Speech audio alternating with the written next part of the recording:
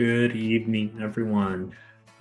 Thank you for joining us today for this meeting. We're going to give folks a minute to join before we get going. Buenas tardes a todos. Gracias por estar aquí con nosotros. Vamos a comenzar esta junta en un momento. Vamos a darles a todos un minuto o dos para que se puedan agregar a la junta.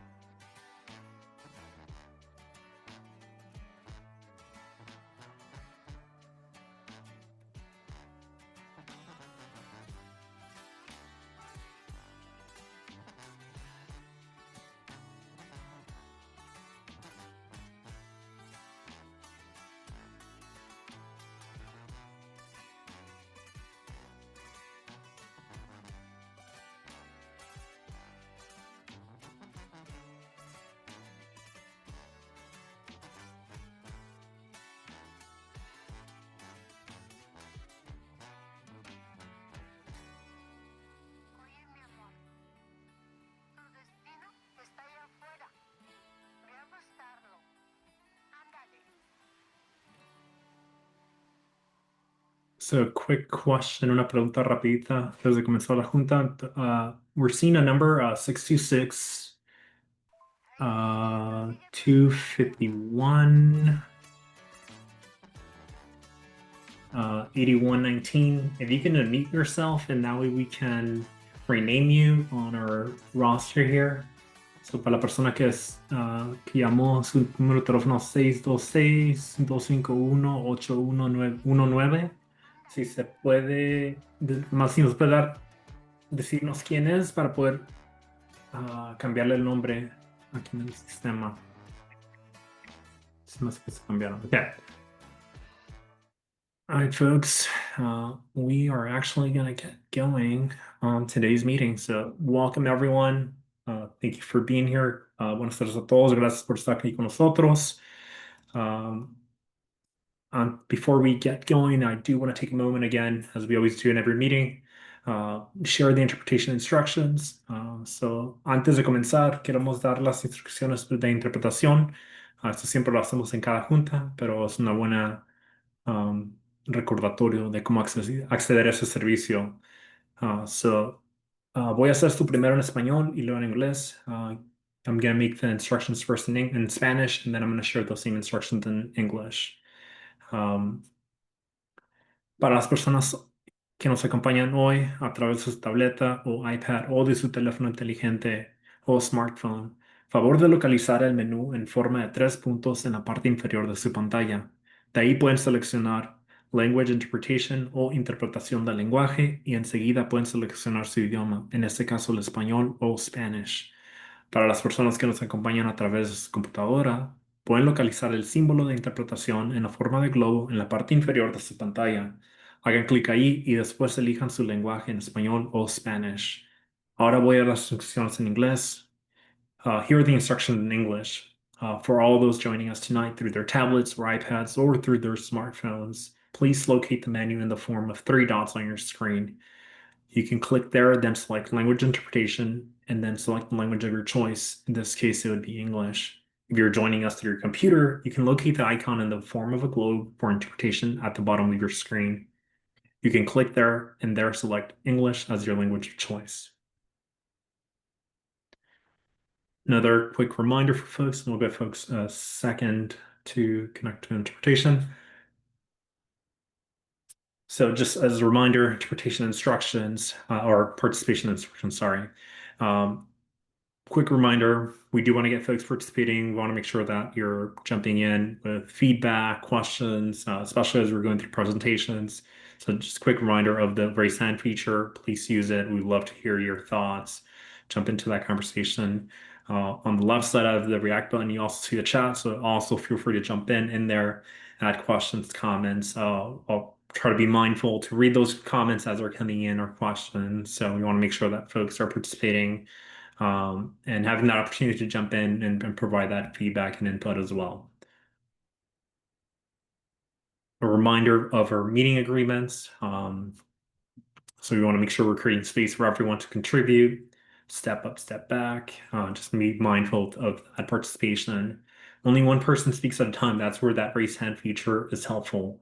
Listen to each other, respect each other's opinions, knowledge, and perspective. Be conscious of time. Sometimes we do have a lot of things on the agenda, but if we're running on time, I'll try to be a little bit of a timekeeper and just make sure that folks are having opportunity, but just be mindful of yourself and others as well when it comes to time. And then speak slowly and clearly for the interpreter, just acknowledging that we do have two languages going as part of these meetings. So we want to make sure that the interpreters have plenty of time to interpret messages or information that's being shared on both from participants and also presenters. So with that, we actually are going to move to roll call. So Reese, I'm going to stop screen sharing. You'll bring up our roll call and then we'll go from there. Great, thanks, Christian.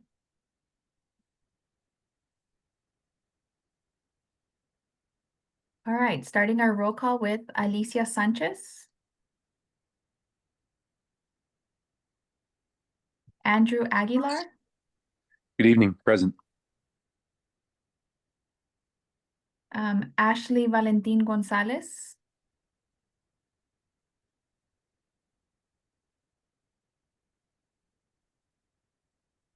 Carissa Ayala,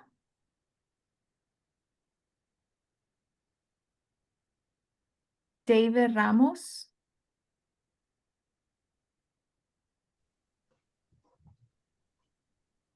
Jack Monger. Good evening, I'm here. Thank you. Macy Hatch. I'm here. Good evening. Hello, thank you. Janice Luna Reynoso. I'm here, Sayeti Carrillo, as our proxy. Okay, thank you. Yep.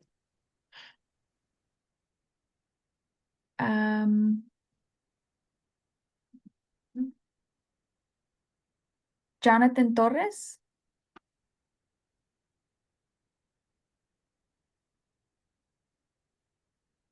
Liana Rios. Jose Marquez Chavez. Brent Burge.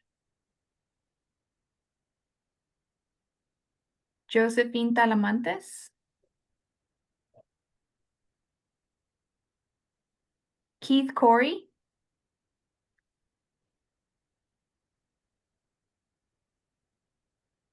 Keith, are you here? I did see you in the list. Shelby Busso. She's my alternate, so whenever I'm here, she's not here. Okay. Thank you. Carrie Robinson. Hello, my name is Kat Mattel. I'm representing Sandag today. Okay, thank you. Kyle Hayes-Kalla. Philip Gibbons. Here. Thank you. Margarita Moreno.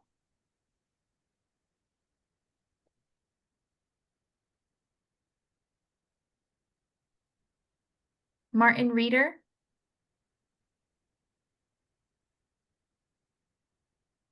David Welch. Nick Critty.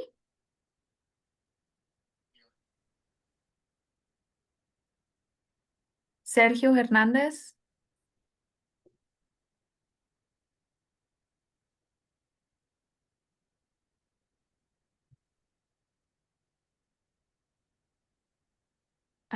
Roman Partida Lopez.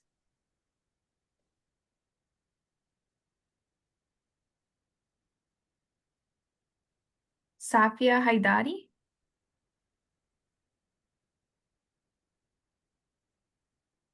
Salvador Razo Abrica. Present. Thank you.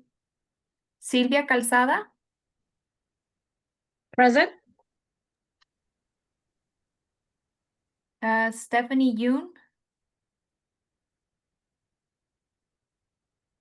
And Vanessa Contreras. And I do see the chat that Nick Creedy is present. I will update the attendance. Thank you. I also came in a bit late for Yes, David Ramos. Yeah. David Ramos? Okay. I see one more person join. Yeah, if you just joined, please unmute so I can mark you present.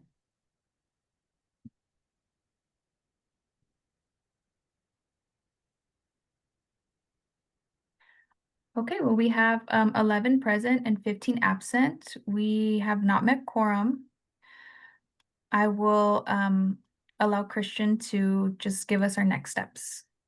Yes, so let me actually pull up my screen. So given that we don't have quorum, we would not be able to move forward with actually approving the agenda for this meeting. We did check our charter just to make sure that that was something that was verified. So that's something that we did want to note with this group right now. So given that we don't have quorum, we will need to postpone this meeting for essentially move the agenda items onto the next meeting itself and retake those items at that moment. Given that we can't actually move with the approval of what would be presented in actually the last meeting's minutes as well. Shalem, I don't know if there's anything else you'd like to add. Yeah, I think we can do general announcements, and maybe, a couple of more people that RSVP'd for this evening may trickle in. But I think the general announcements is something that we could proceed with, and hopefully it gives a little bit of time for folks to be able to come into the space. Yeah. So the first item actually that we're going to just quickly note is just as a note that we did have that AB617 letter. That letter was sent out. The email vote worked out pretty well. We had a good number of responses. It didn't seem like there were any issues with folks actually inputting their votes onto it. The total number of folks that voted in favor as ayes was 16. There were no no's or nays, and then there were a total number of 10 abstained votes for that. So we did want to kind of give that recap to folks on that letter. We'll follow up, I think, on if there are any improvements that could be done with online voting as well at a future meeting. Just make sure that that system works pretty well, and then we can also find opportunities to improve on that. The other thing that we can quickly make an update on is the Port of San Diego Cesar Chavez Park improvements. We did want to note that there's a survey that's going to be coming out soon. So I think that's the general information. We'll be sending more info on that as part of our weekly digest as well. And Shalom, I think Lauren might be on. You can give this update as well. Lauren, are you on? I'm here. Hi, everybody. Yeah, this is just a quick reminder or FYI, if you weren't at the last couple meetings, that we are doing a 5-year check-in and focus groups on the Portside Community Steering Committee. It's kind of a temperature check and to help us, use best practices that we've learned to help us going forward. So right now is your time to kind of share your feedback, share your insights, get heard. Big thing we're hearing is how often people want to meet. So it goes from like logistical questions that specific is how often are we meeting to larger big questions like what could the future of the steering committee look like. So there are 2 parts. We have a survey that's online and I will share that link now. We're asking that everybody takes that once. It's really quick. It's like 10 minutes or less. And then we also have focus groups that we're doing. So if you haven't been able to join David and I for one of the focus groups, please reach out. We're probably going to try and keep bugging you if we don't hear from you to schedule something. But we've had a number of folks join us and we're getting some really good feedback. So if you would like your thoughts and opinions and input to be heard, now is the chance. So please, you can reach out to me or Shalem or David, and I will put my email in the chat here along with the survey link to take that first part of the survey aside from the focus group. So again, 2 parts of the survey online, you do on your own time, and then one where you meet with David and I via Zoom, or we can meet in person, whatever works best for you. Thanks so much. Thank you, Lauren. And I did see something from Michelle. Yeah, that the survey I think that we noted up here for Cesar Chavez Park is live, so that link is in the chat. So I do want to see if there are any, Philip. Yeah, hi, thanks. Thanks. I just wanted to let folks know and thank Michelle for putting the survey in the chat. There is actually a meeting taking place tonight on some of the improvements to Cesar Chavez Park. That's over at Perkins. So hopefully we'll have a Portside steering committee, but if not, and you're looking for something to do, you can go over to Perkins tonight and see some of the early concepts for the redesign of the southeastern portion of Cesar Chavez Park. If not, there's still opportunity to provide feedback and learn more about the project. So thank you. Thank you, Philip. Yeah, and we knew that there were a number of conflicts, I think, happening, and I know that that's something that we were very much aware of, I think, when it came to folks having to like kind of pick or choose what they were going to attend. But Parisa, I do want to see if we've had any other folks. And Andrew, I see your hand up. Hi, good evening. Thanks, Christian. Just kind of a question on the charter and logistics. So for those of us who are CSE voting members who RSVP'd and didn't show up, is there any kind of accountability measure built into that? Because I understand that there are life circumstances and things get busy, but you know it is to be respectful for everyone's time and commitment to show up to those. And when they RSVP, I think that there's sort of an expectation that they arrive, right? Yeah, Shalom, I don't know if you want to talk to that. I don't know if there was a specific accountability measure and into the charter itself. I do have it open right now. I'm like looking at it. But yeah, Shalom, I don't know if you want to talk to that.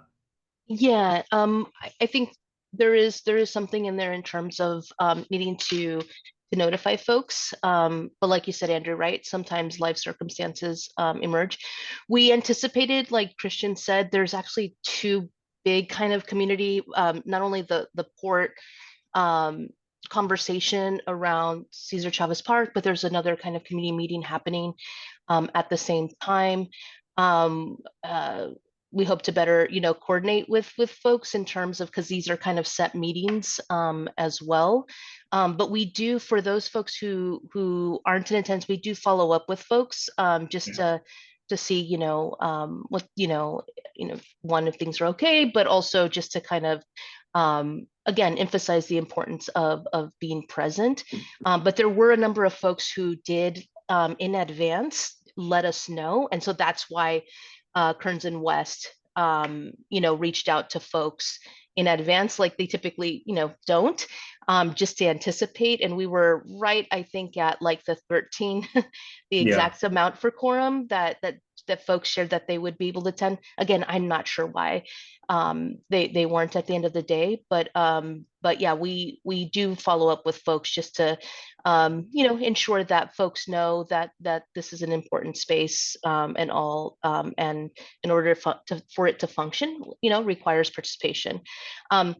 August is usually our hardest month, and December is usually our hardest months.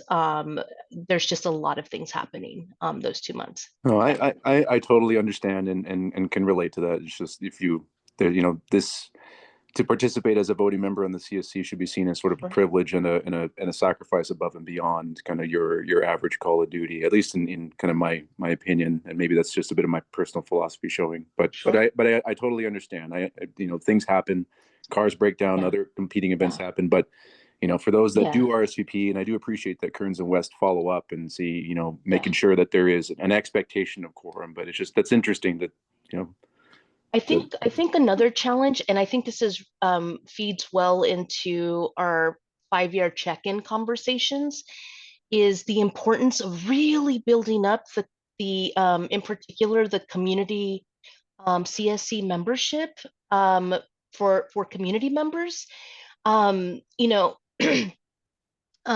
so that there's alternates, right? So it's not always like the pressure of that one individual, so that there is an ability for alternates. We've increased the CSC membership. We've lost some, right? But we've increased the general membership, I think, by 5 people this year. But we really want to continue working on that recruitment so that there are alternates for folks. You know, the folks who have alternates are those that are kind of paid staff, right? Like industry, you know, staff for public agencies and so forth.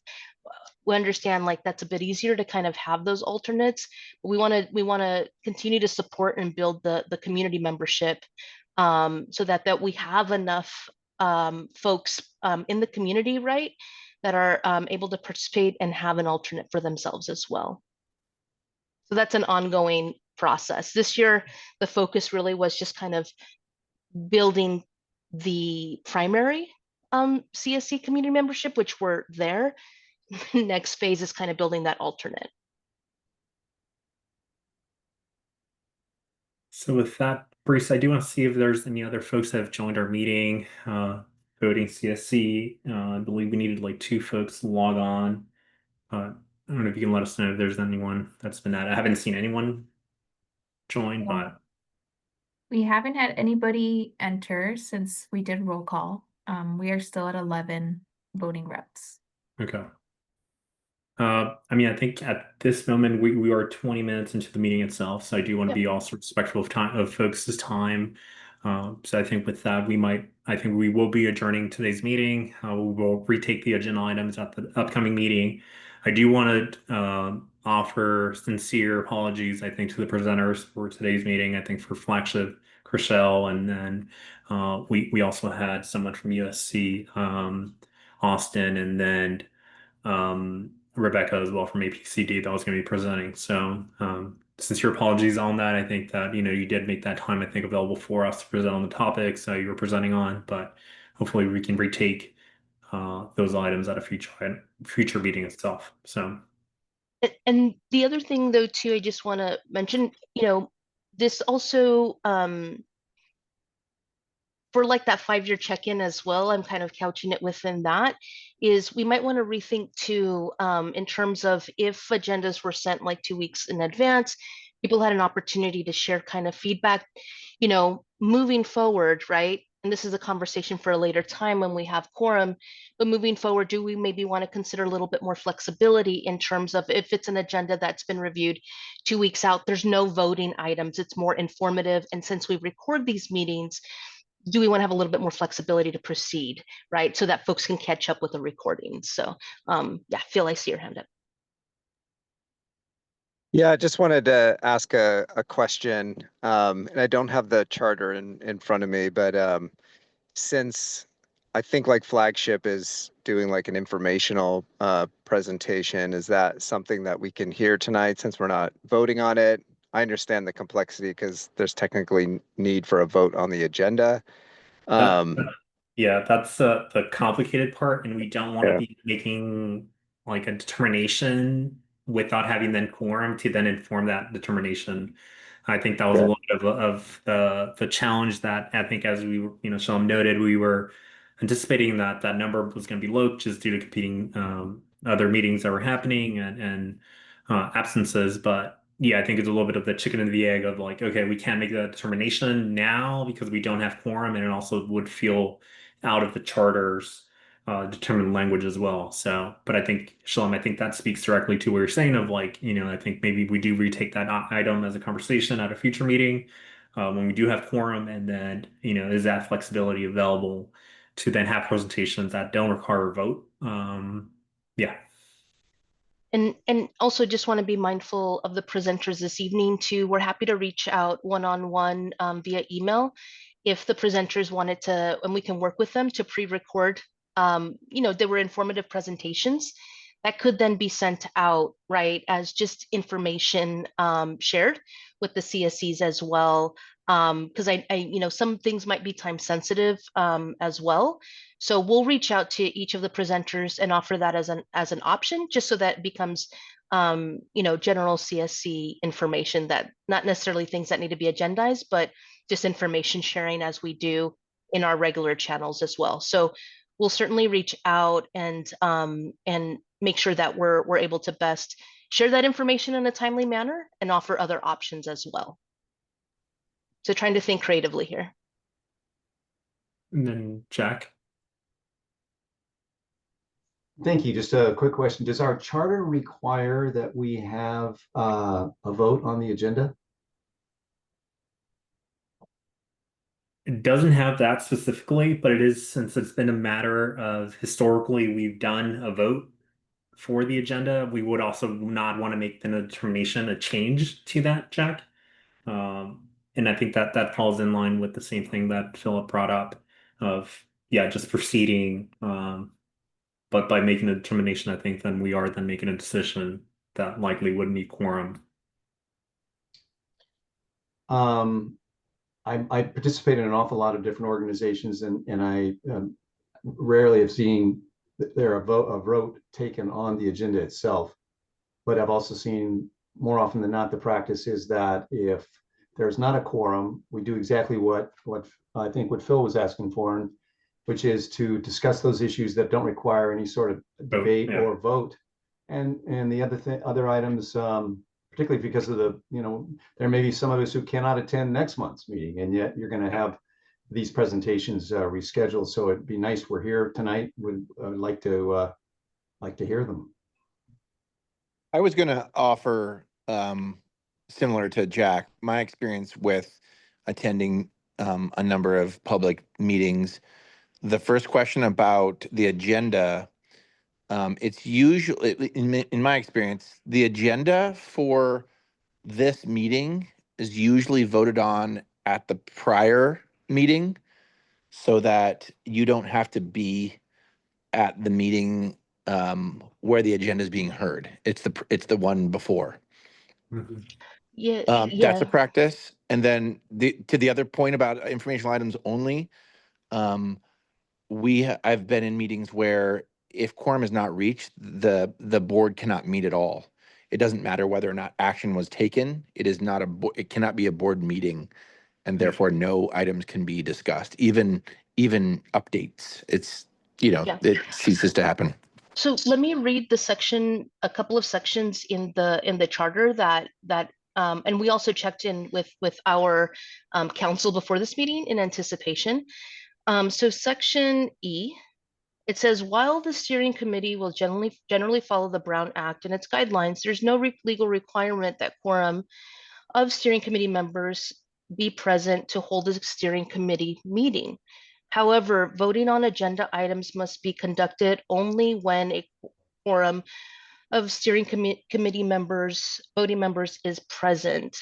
That's for voting on an agenda item, not necessarily voting on the agenda itself. It says in section A, meetings will adhere to published agendas. Which we shared out last week, right, with you all in that listserv and posted on the website itself. Again, we just want to be really mindful that that hasn't been a practice before as well. But yeah, I see your comment, Keith, in the chat box if you want to add to that. Oh, I was just going to say that it's going to be charter specific, so that seems pretty clear.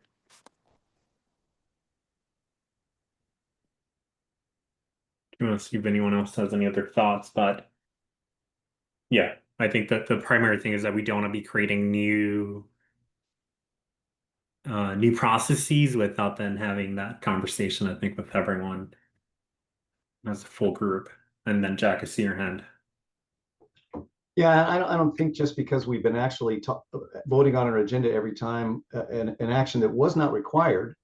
I don't know exactly why it was being done. It clearly wasn't required in our charter.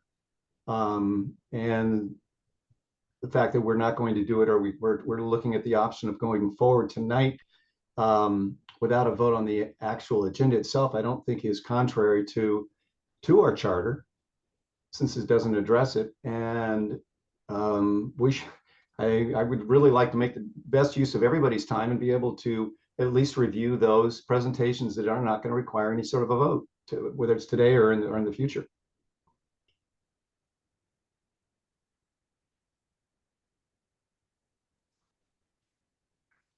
And then Phil, next to your hand as well. Yeah, this is Phil. I agree with Jack in what I just heard from Shalem reading the charter, that it sounds like if we have a published agenda, which we did, that we could still, and there's nothing in the charter that says we have to vote on the agenda. I know that might be practice, but that might be a practice that is not consistent with the charter. And it seems to me that we could hear the presentations. And yeah, I'm free for the next hour and a half to hear them.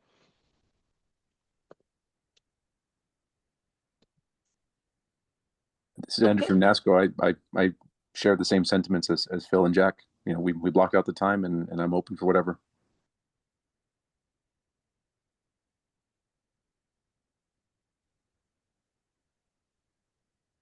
Yeah. All right, we'll proceed. But I think we'd want to, with the bigger group too, just have clarity on that, because we just want to be mindful, right? As just what everyone's expectations are as well, because it has been a common practice, but maybe it doesn't need to be, right? Given that it's been published in advance, you all had advance ability to review as well and provide feedback. But just really be mindful too, of kind of everyone's expectations in terms of moving forward. How does that sound? That sounds fair. Okay. Yeah, So make sure that we engage in that conversation. Yeah. Yeah, I was just gonna say, yeah, I think that's definitely appropriate, and I think this situation definitely calls for, at a future meeting, you know, having this discussion and then maybe having a proper vote on if we need to make amendments to the charter and all those things. So thanks for bringing up. And sorry we had to go through it in this way, but that's the way things work.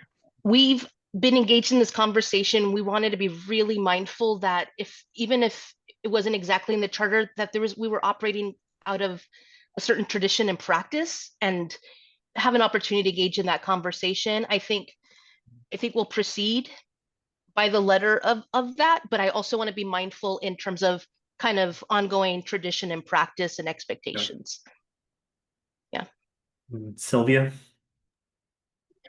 Yes, thank you, Christine. Yes, I also agree with being very clear. I understand in regards to the voting, taking any actions, it is very necessary to have a quorum. And if you could, Shalem, or whoever is part of your team, to identify and make sure that everything's valid and it's legal.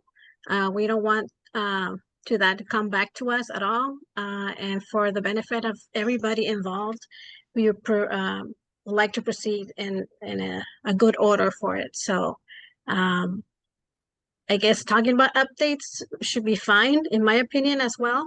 Nothing that we're taking an action towards it or making a vote to it. So I appreciate you providing that information. And if we have more details that you get identified, we could add to the charter or anything else that would be a great fit to us, to our committee, that'd be great. So thank you for updating us with the details. Thanks, Sylvia. So with that, we'll move forward with the agenda. We'll make sure that, and I think this is something that I don't want to get stuck in this one point, I think, but just be mindful, I think, of contributions that are being made today. And maybe I think we're listening to the presentations, but just, yeah, I think that component of like feedback and whatever constitutes discussion, we'll think through. But so I'm going to move through our agenda. The one thing that you might have seen that we skipped on would have been the approval. So again, we'll have to retake that item at a future meeting. That would include the agenda itself and then also the meeting minutes from the prior meeting as well. So just heads up on that. So Chriselle took you through a roller coaster of things, but if you're still available, we'd love to hear your presentation.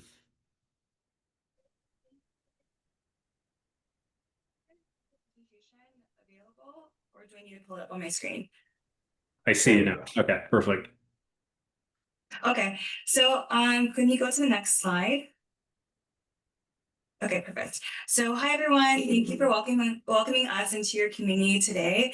I'm here on behalf of Flagship Cruises and Events and our project partners to share something we believe will make a real difference for families who live and work near the waterfront. The ZEST project is administered by the San Diego County Air Pollution Control District, which stands for Zero Emission Sustainable Transportation, bringing the first all-electric passenger ferries to San Diego Bay.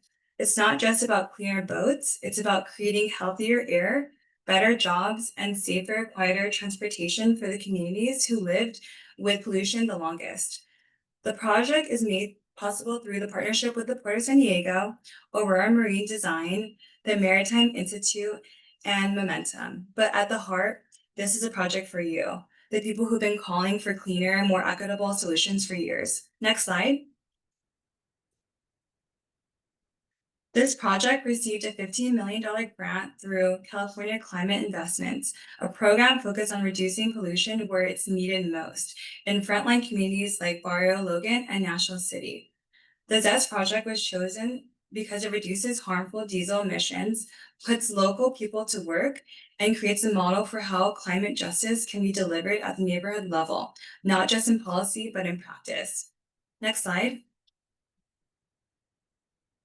Even though the state isn't enforcing clean ferry rules right now, we made the decision to move forward because we believe our region deserves clean air now, not later. These new electric ferries will run between Coronado and San Diego. They are quiet, clean, and fully ADA accessible, and designed with extra space for bikes, strollers, and everyone on board. Next slide. From the beginning, this project has been shaped by the idea that benefits should go to the people who've been impacted most. That means hiring local and hands-on training for workers to run and maintain electric vessels, terminal upgrades that improve access and safety, especially for seniors and families, more reliable, quieter rides with shorter wait times. It also means reducing pollution where it hurts the most, in neighborhoods like Barrio Logan and National City, where diesel exposure has been long tiered to higher rates of asthma and heart disease. We've been engaging with community partners, presenting at local forums, and listening because we want to get this right. We want this ZEST project to reflect your needs, your hopes, and your vision for the Bay. And we're working with the Port of San Diego to ensure these jobs, these resources, and these health improvements stay rooted here with you. Next slide. When these ferries launch, they'll eliminate 100% of emissions on their routes. That means no diesel, no particulate matter, no added pollution in neighborhoods where your kids grow up and where your families breathe. It's not the final solution, but it's a meaningful start. And if we do this right, it sets the stage for more investments, more local projects, and more community-driven change, not just for San Diego, but for cities across the country, looking at how we care for our portside communities. Next slide. Thank you. We are grateful for the opportunity to share this update with you. If you have any questions or concerns, we want to hear them. This is your Bay, your air, and your project. Thanks again for your time and for continuing to push for a cleaner, healthier, more vibrant San Diego. Perfect. Thank you. So I do want to open it up for our CC members and community members to see if there are any questions. And Ender, I see your hand up. Hey, thanks, Christian. And Corshell, thank you so much for the presentation. It was short and sweet and actually really exciting. So I'd like to ask maybe just a couple of technical questions if you have a handy, and if not, I understand. But just out of curiosity, what kind of battery technology are these ferries going to be running on? Do you know? I know that they're going to be looking at using the battery technology similar to zero emission or car vehicles, but I don't have the actual. Let me see if I could pull it up, but I don't have. I know it's lithium ionium batteries, but I don't have the technical name of it. Sure. No, and it strikes me that, you know, one of the major kind of obstacles, let's say, for kind of the maritime industry and like the shipping industry has just been, you know, you have such long duty cycles, you know, like they have to travel so far and they need to have charging infrastructure, you know, along the way, or, you know, the battery technology needs to be able to make it. So it seems to me that having these short haul trips like a ferry that can, you know, short duty cycles that can go in charge as they need to on and off, that sounds like honestly like a slam dunk. So like kudos to them for going forward with this for, you know, the ferries. It's a great option. Yeah, the idea is it's a 16-hour run cycle, and then every time it does go to shore to pick up people, it will be charged. So it's going to be continuously charging. But yeah, it's a 16-hour run cycle, and we'll have 2 ferries. So we're going to build the first one first and see how the modifications go, and then we'll implement that to the next ferry. Yeah, great. Look forward to seeing it. Andrew, and then Philip. Thank you. And thanks, Corshell, and thanks to your team at Flagship for coming up with this innovative project. I think it's, yeah, I'm really excited about it too. You know, we're starting to become a bay here where we're on the bleeding edge where it comes to battery electric vessel craft, which is, you know, kind of unique. Like Andrew was saying, you know, ships that travel across the ocean, you can't really do that, of course, but these short ones makes a lot of sense. And I did want to highlight that, you know, Corshell had mentioned that the regulatory environment has definitely changed over the last several months, and there's no longer a requirement for for groups like hers to transition to these types of ferries, but they're still doing it, right? They're still committed. And gosh, I remember back in 2016 timeframe, maybe 2017, our staff at the port worked with Brad over at Flagship to apply for funding for a zero emission ferry back then that we didn't actually get funding for. But, you know, Flagship still has this desire to do it. And I think that's just great, right? That here in San Diego, that there's a will, and Flagship and the project partners are finding a way to do it. So I'm really excited about it too. And I'm glad that we got to hear this tonight. Thank you. And then Jack. Great leader. It's been nice to work under him.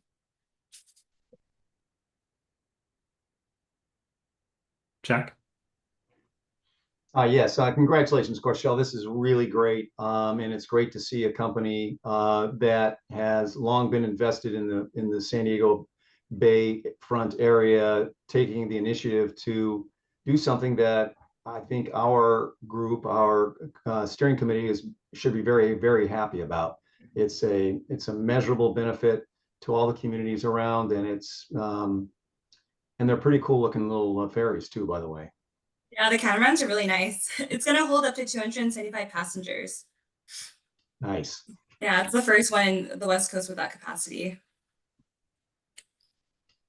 And then I see Sylvia's hand. Yes, thank you, Corshell. Good afternoon.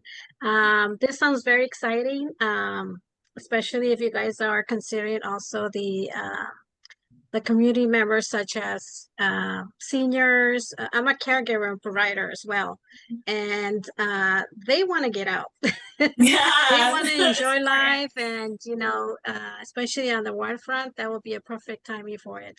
And adding that would be great, especially when it's coming to zero emissions. I noticed that you did mention in regards to the lithium batteries. Is there any, I'm sure you do, but any safety precautions in regards to that?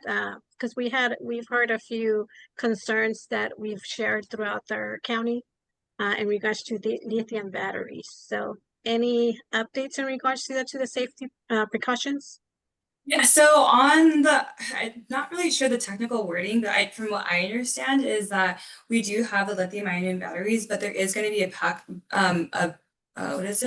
backup generator to run on. So if the batteries aren't working, it was like a dual grid or dual power grid. I have to really memorize that technical wording, but yeah, so there will be a backup option. So if there is an outage with the battery, then we have another backup generator on board. So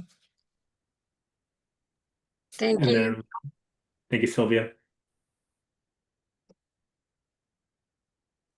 Liana? Oh, we can't. We can't hear you. No. Can you hear me now? We can hear Yes. you. Oh, okay. Sorry about that. Technical issues abound this evening. Sorry, I was a little bit late to the presentation, but this is amazing and so excited to see this. I don't know if you had it in your presentation, but when are these coming to San Diego? It's really exciting. We're going to be launching a new announcement in the next coming weeks, but construction will take place at the end of this year, and then the first ferry is to launch fall of 2026. Amazing. Can't wait. So Thank you. exciting. Yeah, there's going to be some new information coming on the news, so stay tuned. All right, Chriselle, thank you so much for the presentation. I think if we have the contact information here, so I think if folks have other questions, I think we can relay any questions, comments, or things that come as well from the group. But thank you so much for hanging out with us and for the presentation. Appreciate it. Thank you. So we'll keep moving through our agenda. I know we're gonna truncate this a little bit faster, but Rebecca, you're going to be giving us a presentation on community monitoring, on metal specifically. So I'm going to hand it over to you.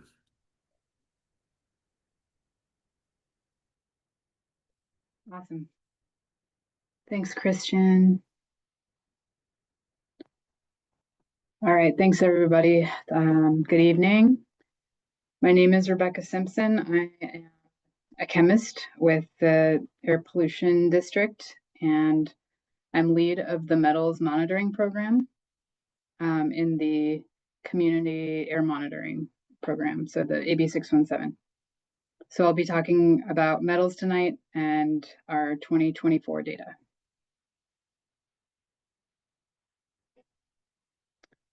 And just to give you an update on the overall community monitoring schedule presentations, so you know what to expect. We will have in November another presentation on the organic and elemental carbon data, and then early next year in February we'll talk about volatile organic compounds. So today, this is generally what I'll be talking to you about. I'll give you an idea of airborne metals and where they're from, their sources, health effects, the monitoring sites that we have in the Portside community. In the analysis section, I'll talk about comparing data to health standards, site-by-site comparisons, as well as some annual trends and some seasonal trends. And then I will hand it over to Sholem to talk about reducing airborne metals in the community and CERP strategies. So overall, the most abundant airborne metals actually come from wind-generated natural sources. So wind flowing over Earth's surface. This pie chart is actual data from Sherman Elementary School, which is actually one of the Portside sites that we'll talk about later. And so you can see a lot of the total metals mass comes from sodium, which is actually, you know, in sea spray, as you would imagine. And then quite a bit of other, you know, metal mass and PM10 comes from dust, as well as like resuspended dust and roadside dust. And so you would see iron and calcium, potassium, etc. And we measure all those metals. But today we're going to focus on the yellow slice in the pie, which are the toxic metals. And they're a tiny fraction of the overall metals, but they are the most toxic and mostly come from human activities.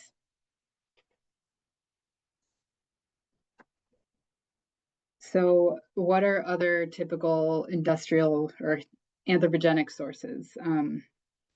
So in the Portside community, that would also include industrial activities like shipbuilding and repair. So cutting, grinding, welding, blasting, etc. Plating, chrome plating, auto body shops, and scrap metal yards can all be sources, as well as roadside dust. Tire and brake wear are also sources of metals. Not generally the metals that we're talking about today, but they do contribute metals to the airborne particles. Also soil disturbances at industrial sites, and fuel combustion is also a big one. That it includes, any of the cargo handling equipment, cranes and forklifts, or cargo ships, cruise ships, freight trains, and heavy duty trucks.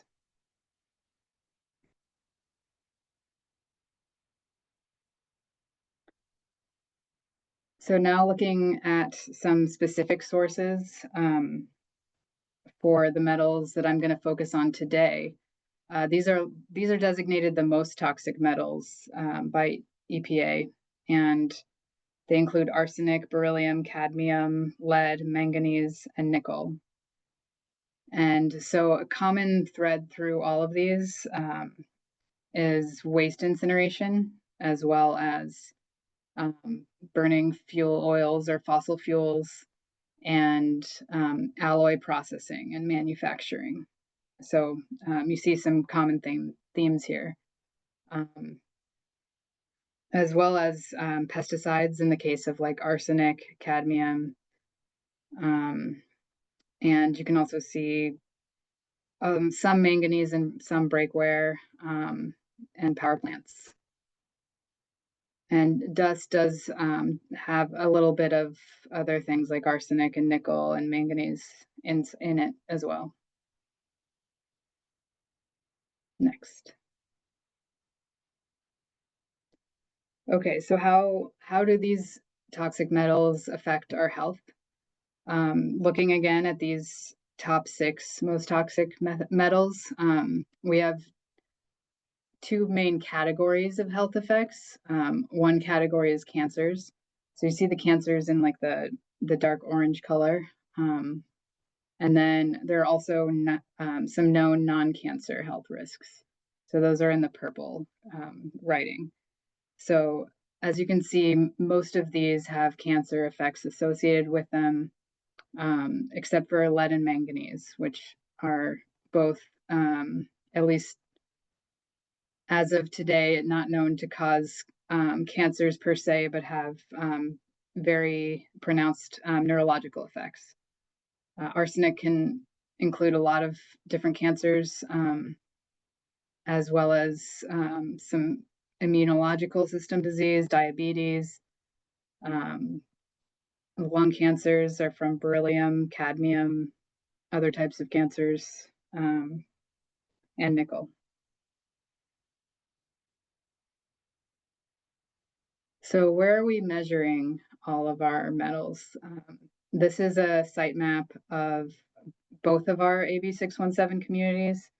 So Portside is obviously in the north, and we'll take a look at, a closer look at the map. And we also have International Border Community, and we have 2 sites down there. So next. So zooming in on the port side, these are the 4 places where we're measuring metals and many other things generally. So on the top right in the blue, we have Sherman Elementary School, and that's a view from the deck of it. Kind of way in the background, you can see some of the port, back there. And these are our instruments in the foreground. And then in the bottom right, you can see our Boston Avenue site. It's right on an on-ramp at Boston and the 5. And then in the green, we have Chicano Park. It's behind a bus stop, pretty much right at the intersection of Logan and Cesar Chavez. And then we have marine terminal, which is right on the edge, the outer corner of the marine terminal. And you can see it in the top left. And you can see the Coronado Bridge in the distance.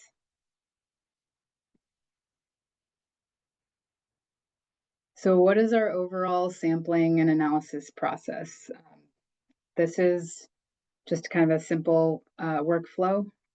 So we have, this is the instrument we use to collect the samples. It pulls air in and it pulls air for 24 hours through these Teflon filters, this white filter you see on the right. That's what it looks like when it's brand new. And then once it's been sampled, it looks a little browner, as you can see below. And then we collect them all, store them securely, and then send them off to an external lab for chemical analysis. And that lab then sends us back the results, and we combine that with our other metadata and analyze it all together and then communicate it and report it.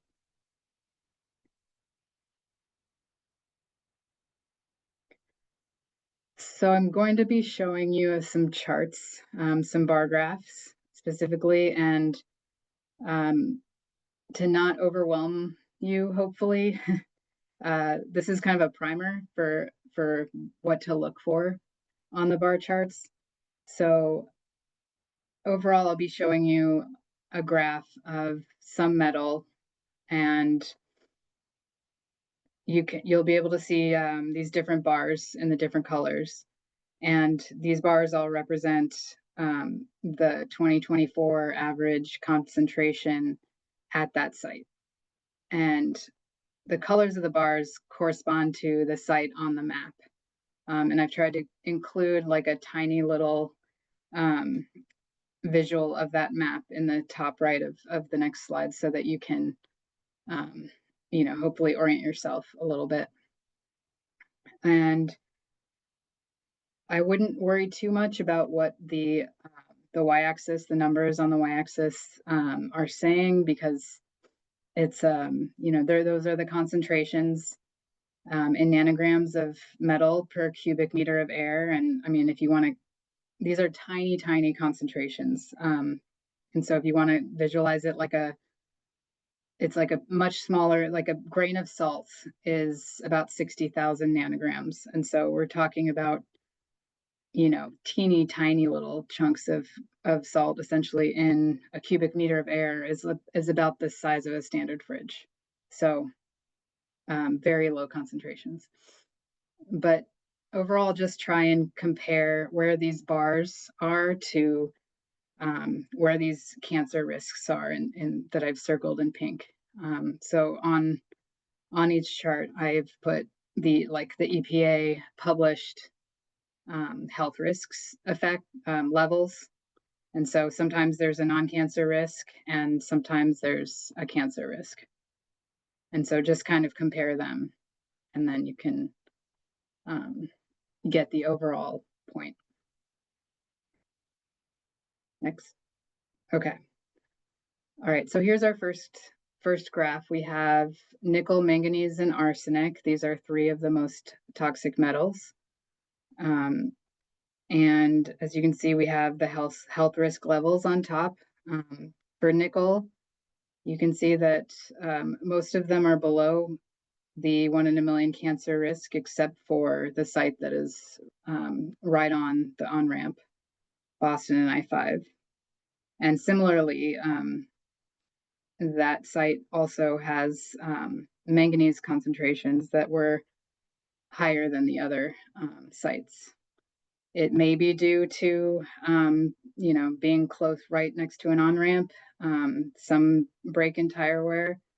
However, we can't, you know, fully tell yet or do source apportionment at this time, but we are keeping an eye on it.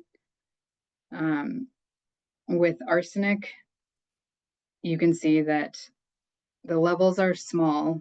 Again, they're, you know, below half of a nanogram in a cubic meter, but with this one, it's important to note that it's very difficult. This particular metal is difficult to measure at such low levels. And so, you know, the error means that in the measurement means that we could actually be below the 1 in a million cancer risk, but we are close. And then the final 3 toxic metals, we have lead, cadmium, and beryllium. All of these, all the sites are well below all of these EPA health risk levels. So those are encouraging trends. Next. Okay.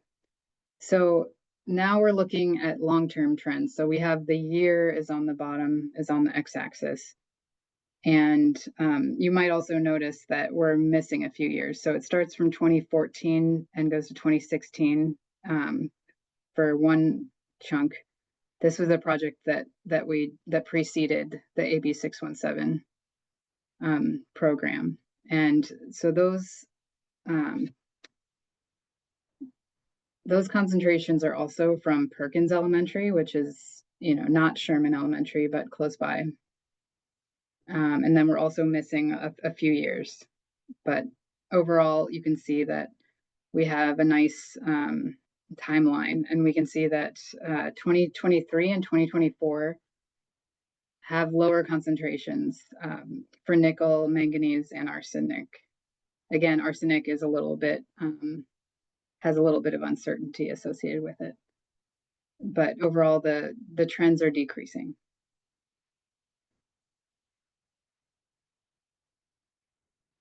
Okay, and again, we're talking about the same site, Sherman and Perkins, and you can see these metals are well below the health risk levels. They also appear to be decreasing overall. Beryllium is much, much lower than any health risk.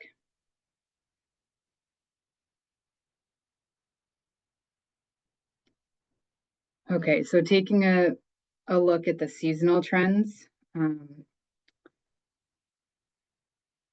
we expect the metals to, because they're part of particulate matter, we expect them to increase in the fall and winter.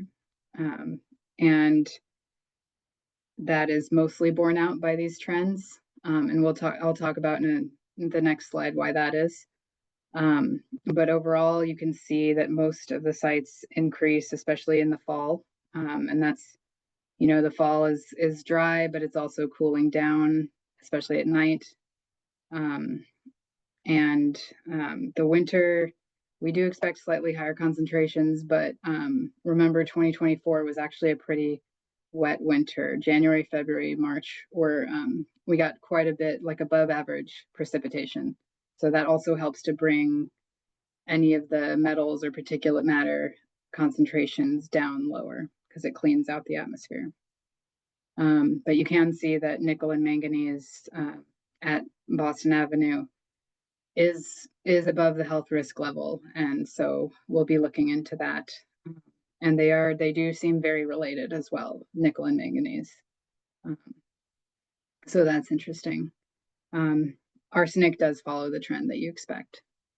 And then I'll describe in this next slide what happens. So essentially, as temperatures cool in the fall and winter, particulate matter increases in concentration, and that's partly due to the boundary layer effect. And so the boundary layer you can think of as just like this huge bubble, kind of, you know, it's way over our heads. And in the summer, we have a lot of heat, right? The sun is really heating up the ground and surfaces, and that causes convection and turbulence. And so you get a lot of mixing, and it raises the bubble. And that means that anything that's emitted is less concentrated.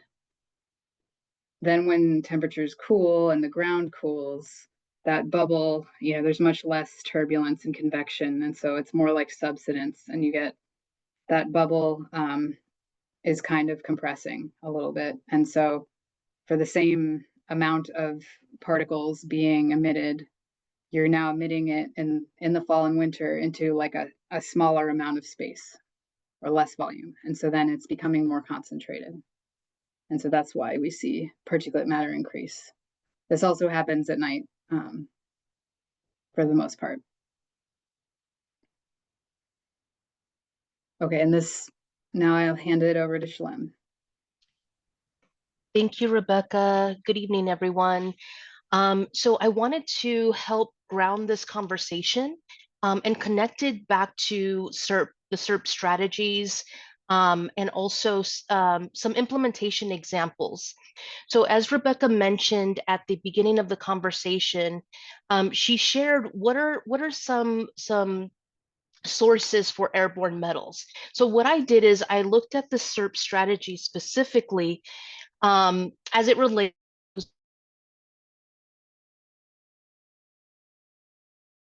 No, Shalom, you went.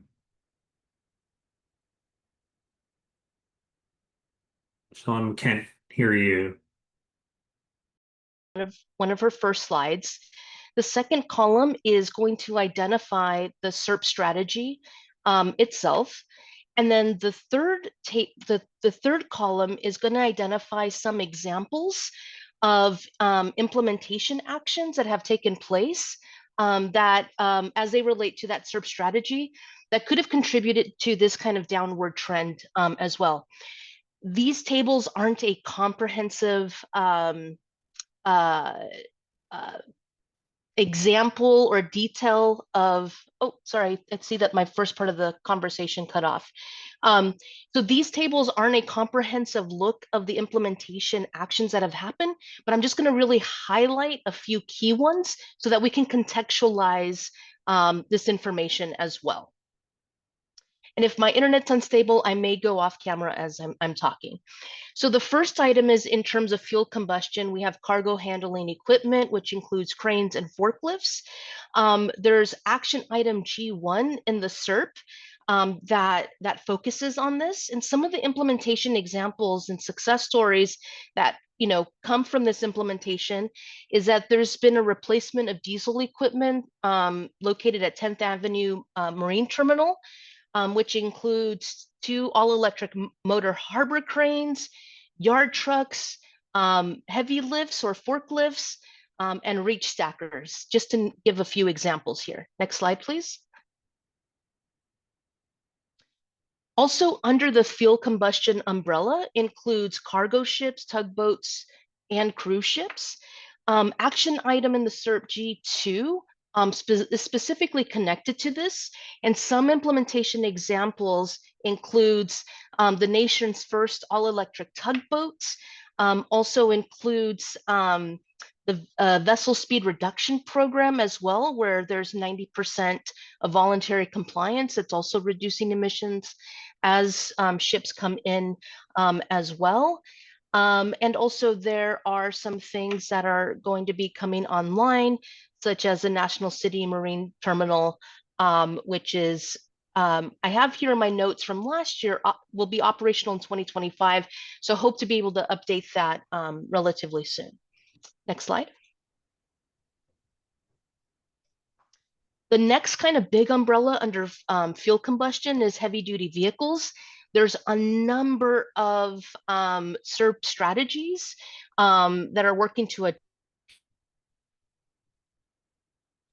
Shalom, your audio cut again. Shalom? Yeah, it's cutting off again. helpful. Okay, Shalom, it barely came back, so we Okay. lost you for the last minute or so. Okay. All right, let me go over this slide again. I apologize. I've turned off my video to hopefully make it a little bit better. Can you all hear me okay? Yes, we can hear you. Great. So under the fuel combustion umbrella as well, we have heavy duty vehicles, which includes a number of CERP strategies. Some of the implementation examples or success stories are the electric truck pilot project in the Portside area. Also in 2024, APCD funded 9 zero emission trucks to operate in the Portside area using AB617 funding. Also, you see the picture in the corner. That's coming soon to National City. So that's a zero emissions truck hub. It's not operational yet, but it's coming soon. And then also the city of San Diego has mapped and adopted designated truck routes in Barrio Logan as well. And last but not least is also the Navy has been doing a bunch of investment as it relates to electric vehicle infrastructure upgrades and installing chargers there as well. Next slide, please.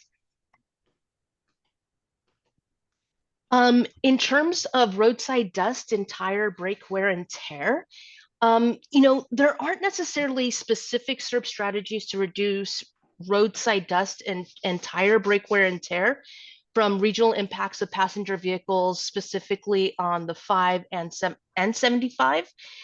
However, action item F2, which is about reducing exposure for sensitive folks within 500 feet of the port and freeways and industry, works towards that. And then also action F3 in terms of urban greening seeks to mitigate those potential impacts. Action F7 around improving transportation efficiencies, provides other opportunities for folks to travel within the community and regionally. And then action G8. Some of the implementation examples include, last year, the city of San Diego reported planting close to 1,000 trees in the Portside area. So that helps mitigate some of the airborne metals.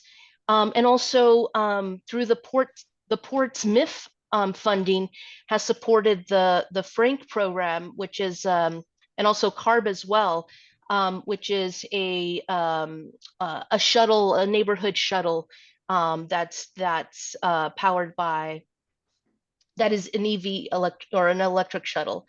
And then also the Navy has incorporated a number of transportation incentive programs for folks who work in the Portside area.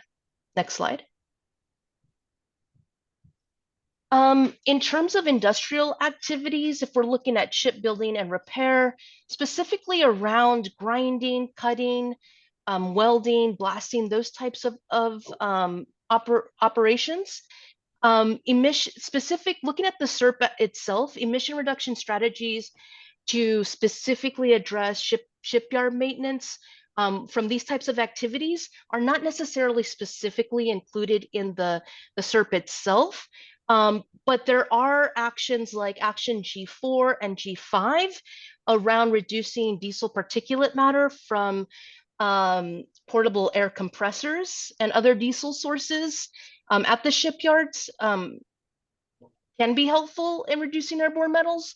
And then also G5, promoting best practices for reducing diesel. What's been reported to us, again, this is not comprehensive, but has been primarily focused around training.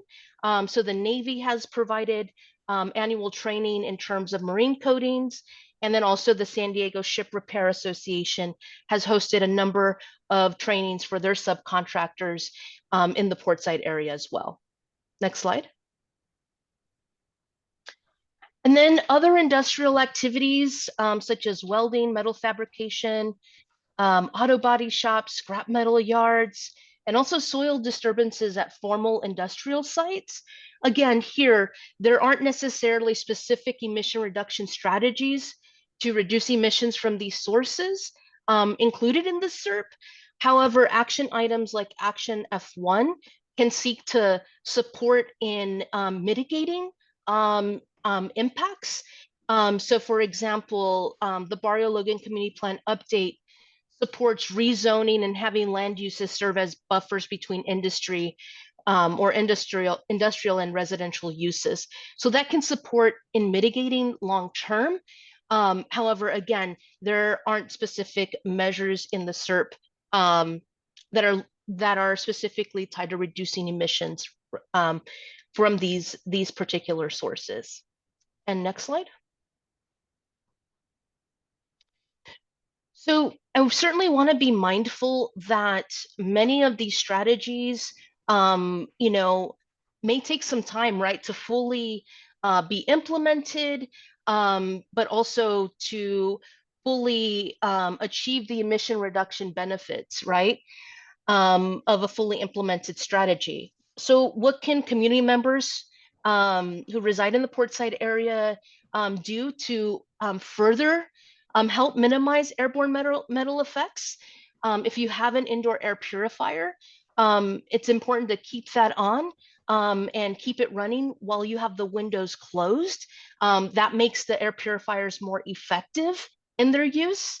Also, we know that to have healthy indoor air, we also need to ventilate our homes time to time throughout the day. So thinking about Rebecca's earlier slide regarding when it's hotter, you have those higher concentrations of particulates.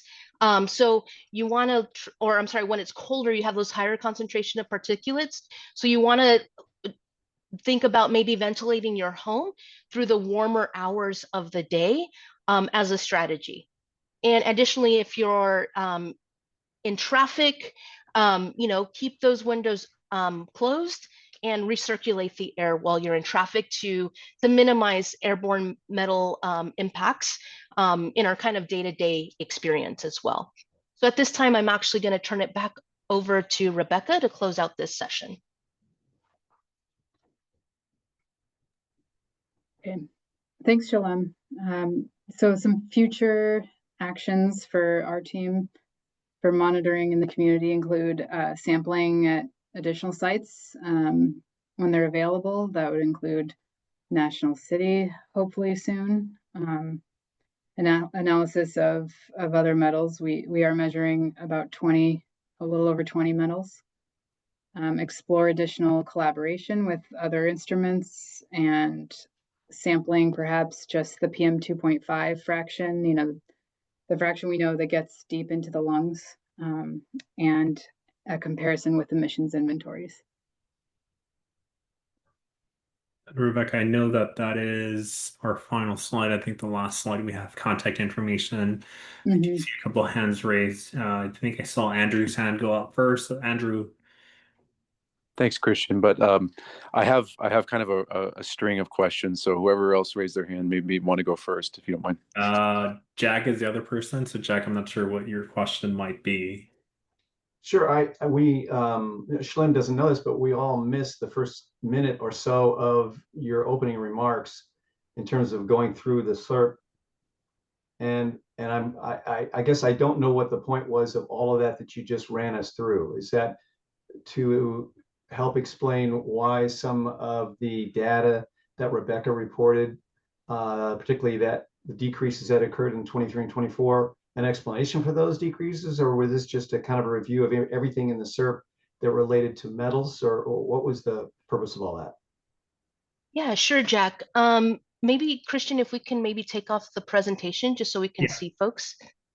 I wasn't able to see Jack. Yeah, so the intention there was really to look at the CERP strategy specifically to see, you know, which specific CERP strategies are addressing or working to address the reduction of airborne metals, right? In our analysis right now, we can't necessarily say XYZ then led to these trends, but we can say though that there is the potential for showing those emission reductions, that there has been progress being made. Also, because we want to be really mindful too that and identify gaps too, potentially in the CERP of other strategies that may not be included that could potentially also reduce airborne metals in the future as well. So it's really to ground the conversation and connect everything back to the CERP strategies in terms of which CERP strategies are seeking to address emissions from the sources, in this case, sources related to airborne metals, and ground that conversation back into that. And then Jack, not sure if you have any other follow-up on that. No, I'm not sure if I understood that, but that's fine. I want to move on to the other questions. Thank you. And I see, so Andrew, it sounds like you have a string of questions, so I'll hand it off to you. And I do want to be mindful of time, so yes. Yeah, absolutely, absolutely. And so I'll try to keep this short and coherent as possible. But I guess the first observation that I made, and first, Rebecca, thank you for presenting. I know it's a lot, especially to go over technical data, and so you did it very admirably. It's a marathon.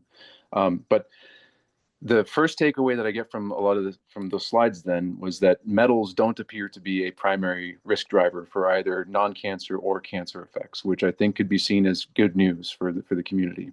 You know, when you're talking about, even though something crosses over the threshold of 1 in a million, we need to keep in mind, to put it in a percentage perspective, that's 0.0001%, if I'm not mistaken. Carry take. So very, very low thresholds, like you mentioned, grains of rice on grains of rice kind of perspective. So that's very helpful to know. But the first kind of question I had was, since and David Soderman, thank you also for being present. You had mentioned before in your presentation on black carbon that source apportionment is a very complicated process, and it's very difficult to do, and with a lot of time and resources, if even feasible, given the measurement methods that we have. So to date, has the APCD referenced other sources like CARB's modeling data, like through CPAM? Because if that is the case, you know, even if you know, it's off by you know, say an order of magnitude on things, it looks like the primary drivers for PM 2.5, both from black carbon and from metals, comes from the road wear, paved road wear specifically, brakes and tire wear, and I find it funny then that you know, the order in which that presentation showed like all those sources of pollutants suggested that industry was a primary driver, even though it's orders of magnitude smaller than the cumulative effects of all those area effects from mobile. We can't say that it's due to brake and tire wear. And like PM sources versus metals are different. The metals are only I understand. a portion of the PM. I understand.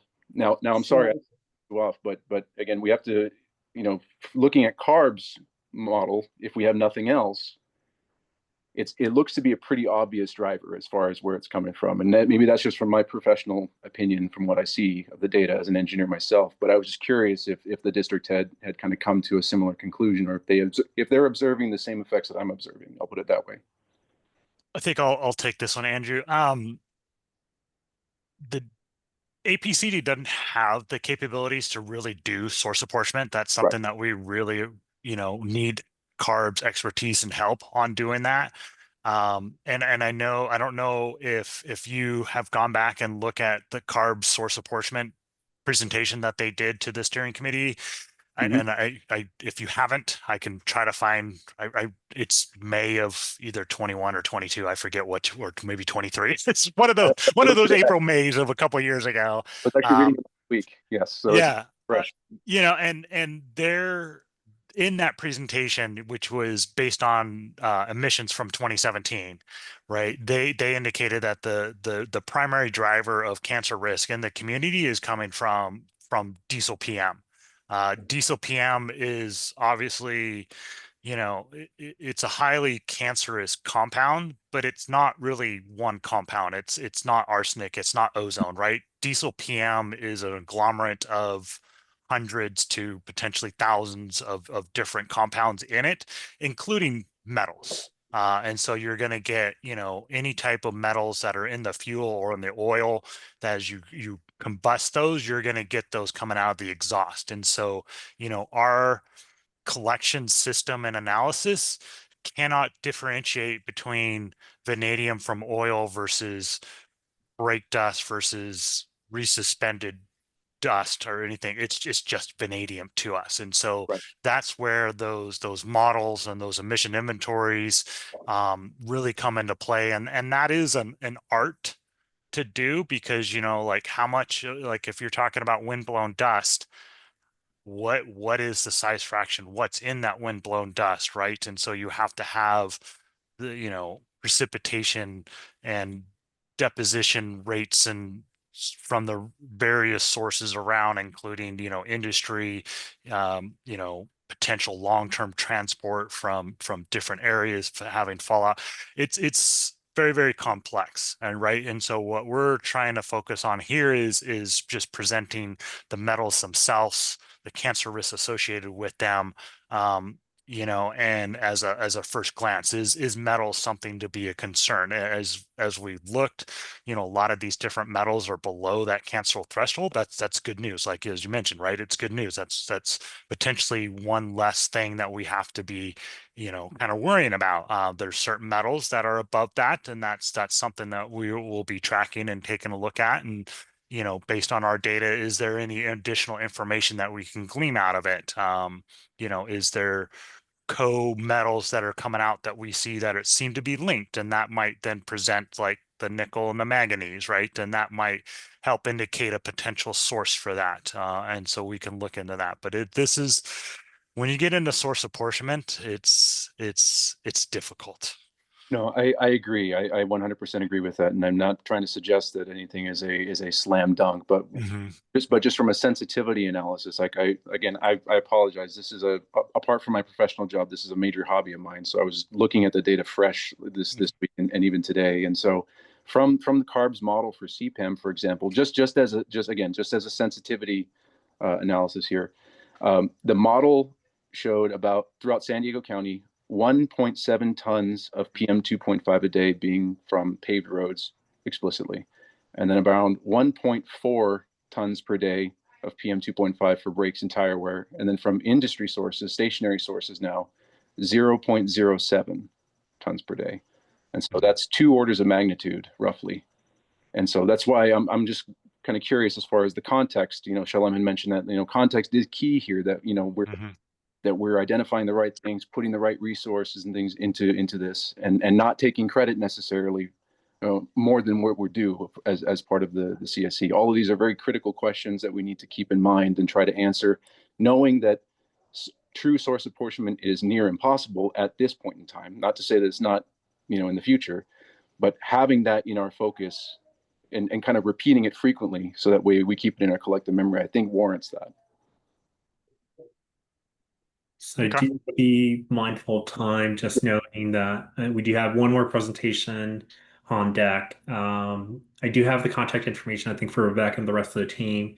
Andrew, I think if there are any other follow-up questions or comments, I think definitely send them over to Rebecca, David, and Curtis. And I think, we could definitely follow up with the team and maybe providing a follow-up to those questions as well. I think it'd be helpful, I think, for the rest of the CSC also to be able to hear what those responses are and the questions as well. So with that, Rebecca, thank you so much for presenting today. So I'm going to move forward over to the next presentation. So we do have Austin Mendoza with USC Equity Research Institute. So Austin, I see you on screen. Also see Madison as well. So I am going to spotlight you, and then we can go from there. Hey, Christian, Yeah. I just wanted to maybe add a little bit of like a preface to the conversation, if that's okay. Yes, go for it. Yeah. So so I know that we've had other researchers here in the past. I've reached out to CARB to ask if they could provide kind of a table for the CSC so that we're grounded in our conversation in terms of what research has been done, what research is ongoing. And so they are working on that table. We were hoping to be able to have that table this evening in order to kind of ground this conversation to better understand the similarities and maybe differences between the research that Austin and their team is doing. But we're unable to get it. So we're hoping that at the next meeting we can share that information. And so I'm not sure if you're able to, Austin or Madison, as you're sharing, maybe be able to share maybe how it's different maybe than the UC Davis study that that Dr. London conducted. And then also there's another study being conducted by the Institute for Local Government as well, maybe how it's different or similar as well. You may not be able to do that tonight. I completely understand, but just wanted to preface this conversation because that has been an ask of the CSC in terms of being able to have clarity and in the research that has been done and ongoing research and then new research as well. And so we've put in that request and CARB is working on that and we'll share that with the CSC as soon as we have it. So thank you. So Austin, hopefully if that is something you can respond to or kind of like weave into your presentation, I think it'd be great. But if not, yeah, I think as Shalom noted, I think for the CSC, I think we'll report back on that at a future meeting.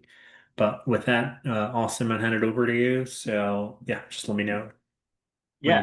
Next. Yeah, we can definitely weave that answer into our presentation and answer any follow-ups. And then, yeah, as Shalom said, I carved about a table with a lot more detail, but we'll try to give a brief overview of that answer. Yeah, so my name is Austin Mendoza. I am a data analyst too at the OSC Equity Research Institute. I'm joined by my colleague, Madison Swain, who is an assistant. Oh, you can introduce yourself as well. Hi, everybody. Maddie Swain. I'm an associate professor of city planning at the SDSU School of Public Affairs, and I'm part of this CARB contract research team. So thanks for having us. Austin's going to start us off, and then I'll present a little bit later. Yes, thank you, Maddie. Yeah, so CARB has contracted a team of researchers that includes folks at USC and San Diego State, as well as our colleagues from UC Berkeley, Occidental College, and UC Santa Cruz to conduct an equity evaluation of AB617. I don't know if you have the slides, Christian, that you can share, otherwise I can screen share as well. Perfect, thank you. Yeah, so it's a brief overview. So we're gonna talk a little bit about the past research on AB617 and how ours is similar and different. We'll go over our own evaluation work plan, have a little overview of a bit of research that we've done on Portside and get your feedback on that. And then we'll have a discussion of a couple of questions that we hope to get answered moving forward. Next slide. So yeah, previous studies on AB617, some have been statewide. Jonathan London's work has been a mixture of statewide and community-specific studies. And his most recent work, which was published earlier this year, did involve Portside. And investigated questions like inclusion and authority and collaboration and conflicts between different stakeholders, whether that's CARB, whether that's CSC, community members, anybody involved really. And other AB617 studies that haven't specifically focused on Portside have investigated other topics like community power and leadership, some of the funding challenges around the program, whether CSCs or the program itself is representative. Our research briefly really is, I think, how ours differs. Ours is going to have a little more of a quantitative focus, which Maddie will discuss a bit later. But we're also still very interested on the qualitative side. And our research, we're hoping to kind of leverage the fact that we are at the kind of end of the initial 5-year period for the program. And so the year one communities like Portside have done a whole cycle essentially of the program. So we're hoping to be a little bit more forward-looking than previous research and really provide suggestions that can help the program as a whole going forward, even if the year one communities like Portside are starting to maybe reduce the activities going forward. We're hoping to kind of provide recommendations to CARB on how the program can be improved for future communities, or whether things like consistently accommodate communities could have a larger role in the program going forward. So it's a lot more detail, obviously, but very briefly, that's how we hope that our research differs a little bit from other studies and what we can add that hasn't already been put on the table already. I could just hop in here quickly. Yes. So we've talked pretty extensively with Dr. London about his work, and while we're not going to spend too much time beyond what Austin already mentioned, going over his work here tonight, he has made an offer.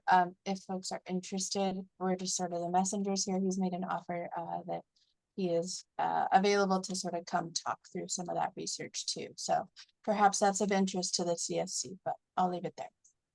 Thanks, Austin. Yes, thank you for that addition, Maddie. Very important.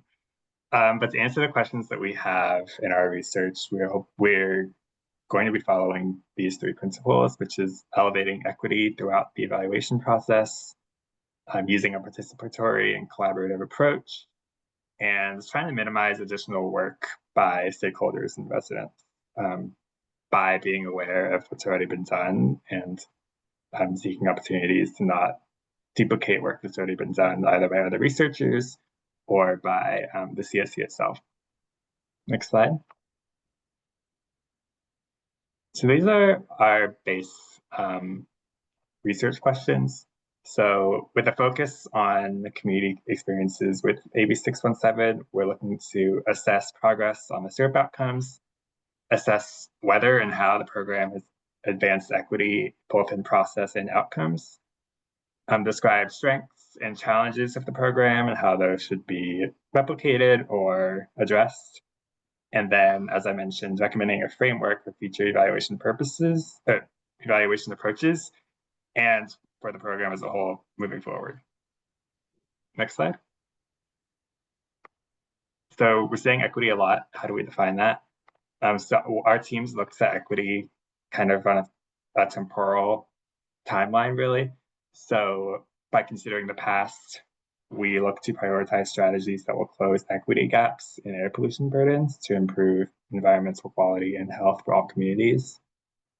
Considering the present, we hope to create partnerships throughout this process that really center the perspectives of EJ communities like Portside, and also to support authentic and meaningful community participation in every aspect of our work.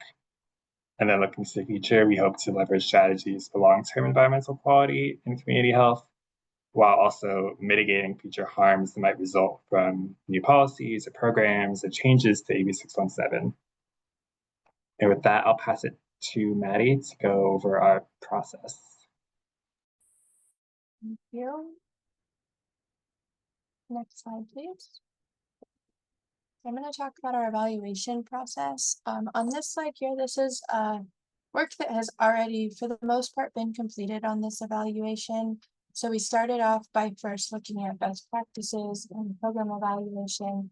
We also did a complete community document analysis. So CAPP provided us with a large set of documents from each of the communities under investigation, and we reviewed those documents and started to qualitatively sort of inventory and track what was from them. And then we've also been working very closely with CARB to identify data sets that are available for analysis. That's more on the frontier side. We've also gone through the institutional review board processes to ensure ethical research. And we also are working with a design team on this work. So CARB has worked with us to put together a design team of folks with representatives from each of the communities who are seeing this research at various different phases and providing us with feedback on the evaluation, and will also provide us with feedback on the results before things are finalized to make sure that we got it right when we start to write this up. So this is the work that's been done. On the next slide, we get into some of the work that's in progress. So right now, we're presenting to the 5 community steering committees for the communities that we're evaluating. So this meeting tonight is one of those presentations. And then we're hoping tonight to receive feedback from folks both on your priorities for this evaluation. In other words, what would you like to get out of this evaluation, understanding or sort of what we've been asked to do. And then also if you or somebody you know is willing or interested in serving as an interviewee for this work, we would love to hear about folks you think would be good for that sort of development.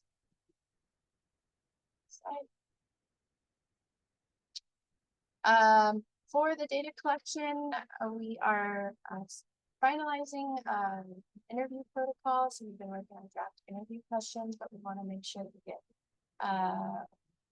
based on conversations with each of the CSCs and what we hear more about what priorities are for evaluation. We'll continue to tinker with those interview questions to make sure that they're relevant and informed by community members and CSC members. But once that interview guide is complete, we plan to interview up to 10 people per community. And there we're targeting interviewees with a variety of different roles. So CSC members, air district staff, environmental justice leaders, folks who have received CERP incentives and others. And as much as possible, we're aiming to conduct interviews in person because our team finds that's the way that some of the best conversations happen. That being said, we're using virtual interview tools as well. And then throughout this process, we're continuing to attend CSC meetings in our locations. So come into these meetings, you'll probably see us again just as sort of attendees in the audience. Next slide. Based on, I see a question in the chat that I'll just address quickly. Would the interview cohort also include industry and local federal representation? Yes, we would absolutely love to have representation from those folks. Sorry, they were not explicitly listed on the slide, but yes, please. So based on our interviews, our plan is to refine our analytic framework. And there we're drawing inspiration from the People's Blueprints themes. And we'll also be using those interviews to assess progress towards both overarching objectives for the entire AB617, but also specific outcomes articulated in each of the individual CERPs, understanding that each community has different goals and objectives for what they want to see in terms of air quality improvements in their neighborhoods. Next slide. I mentioned earlier that we're also doing some quantitative analysis alongside the qualitative work that I was describing with the interviews. So as much as possible, we have we're trying to access data and analyze data to meet 4 separate aims. So aims 1 and 2, we're trying to look at temporal trends in emissions and modeled exposures, both within community borders, but also in air district jurisdictions and statewide. So trying with aims 1 and 2 there really is trying to understand how have emissions and modeled exposures changed over the last 5 or so years. Aim 3, we're looking at temporal trends and observed exposures. So that's primarily looking at PM 2.5 and NO2 across time. There's a little caveat here that this is dependent on data. It's been pretty hard to get really high fidelity observed exposure data, but our team is working on it. And then we're also, I think, throughout this, trying to identify data gaps and opportunities for better, more consistent quantitative data collection so that as communities continue to move through the AB617 process, we have, more codified systems for how we track progress on things. Next slide. And then just the last part of the evaluation process will be finalizing results. So we will prepare a draft evaluation report, and we will present that to CARB as well as our design team and any other interested parties. So if y'all would have us back to your CSC meeting, I think we would be very excited to present a draft report and get some feedback. We definitely want to incorporate feedback we hear to make sure that the results and findings we're presenting match what folks in the communities are experiencing or have experienced. And then at the end, we'll finalize both a short and long version of the report. The long version of the report will have all the methods, everything detailed out. But we also want to create short versions of the report with quick hits on findings and recommendations and things like that. So hopefully a little bit more accessible. So Austin, if you want to chime back in here, so we've been doing background research on the Portside community, and there's a couple things that we think we know about Portside, and this is informing how we're thinking about some of the interview questions we'd like to ask. But this is what we think we know. So if this isn't quite, if we haven't quite got it right at this stage, we are absolutely open to that feedback. Austin, do you want to sort of talk through what's on the screen here with the different boxes? Yeah, I just want to make sure we have time to get some discussion going as well. But essentially, this is based off of us reading the CAPP, the CERP, all the annual reports, all of the meeting minutes from previous CSC meetings, really any sort of documents we can get our hands on that has to do with AB617 and Portside. So these strengths and shortcomings in both process and outcomes are based both on those previous studies that have been done by Jonathan London, primarily, and then also kind of our own interpretation of reading all of the documents and coming to some conclusions about maybe what are some strengths and shortcomings of the program here in Portside so far. Again, these might all be completely wrong. We really want to make sure that this is grounded in the actual reality on the ground.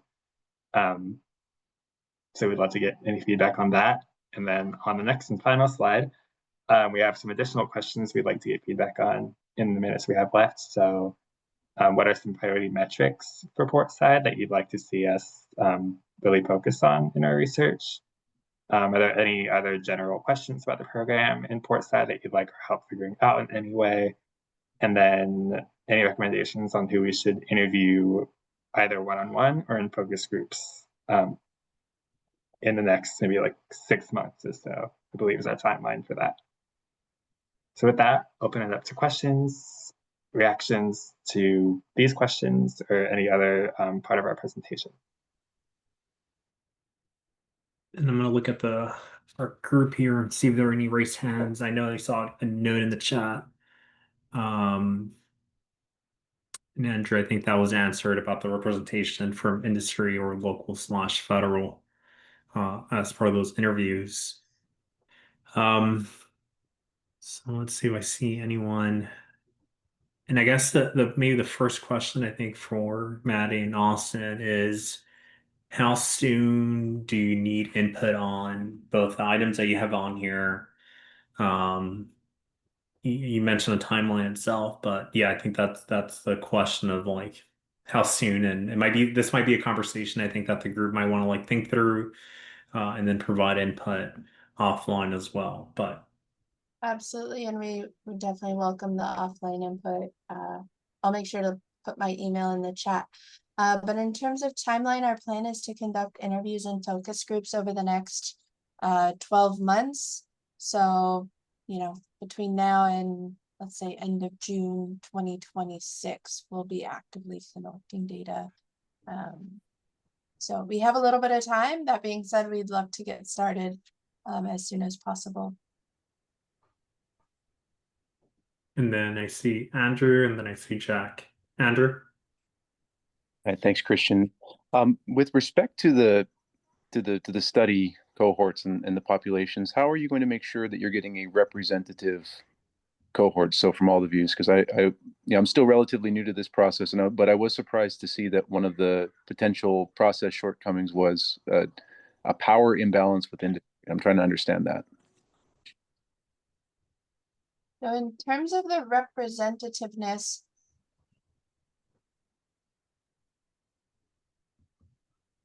they're all first-year communities.